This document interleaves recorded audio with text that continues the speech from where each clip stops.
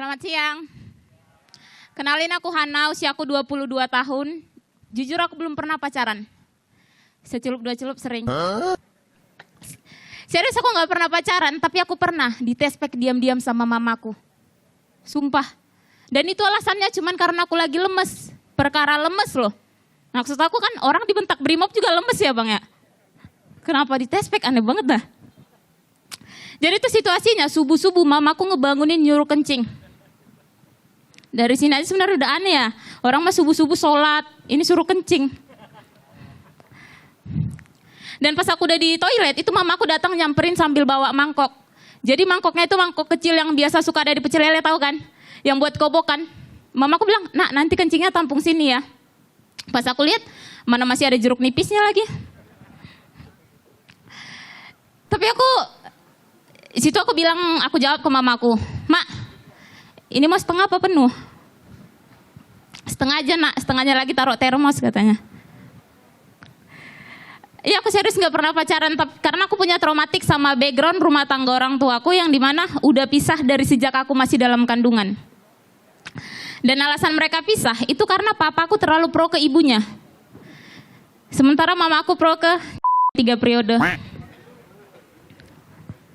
Iya dan gak lama setelah mereka pisah, papaku memutuskan untuk menikah lagi dan mamaku enggak. Mamaku sampai sekarang masih stay ngejanda. Mamaku udah 22 tahun ngejanda lama. Jam terbang udah tinggi tuh. Itu Nikita Mirzani kalau ketemu mamaku pasti ngomong, respect kakakku. Tetangga juga kalau ada yang cerai didukung sama dia. Dan mamaku itu kelakuannya aneh, selain tespek, aku pernah ngeliat dia ngegunting foto. Jadi ada selembaran foto, ada 5 orang, 1 cowok 4 cewek. Posisinya si cowok mamaku dan 3 teman lainnya. Seminggu kemudian aku ngeliat foto itu formasinya udah berbeda bang. Jadi formasi penyerang. Itu foto digunting sama dia.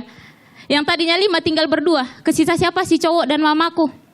3 teman lainnya kemana? Digunting sama dia. Maksud aku yang pas ngeliat itu, alay kali kelakuan janda Batak satu nih.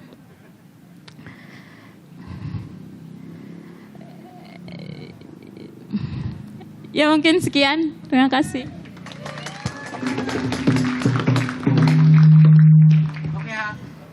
Cek. Hana sebentar, kenapa ngeblank? Apa udah selesai materinya? Ngeblank. Oh. Bu Citra tanggung jawab lu. Pak, lu Pak.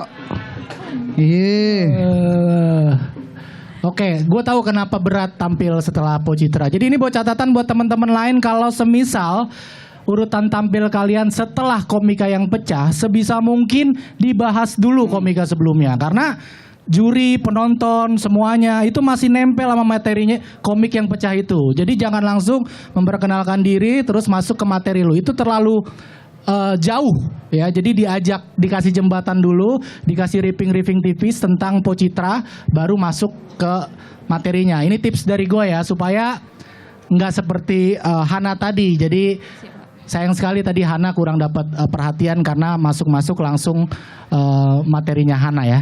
Itu tips buat teman-teman yang lain. Tepuk tangan untuk Hana. Next.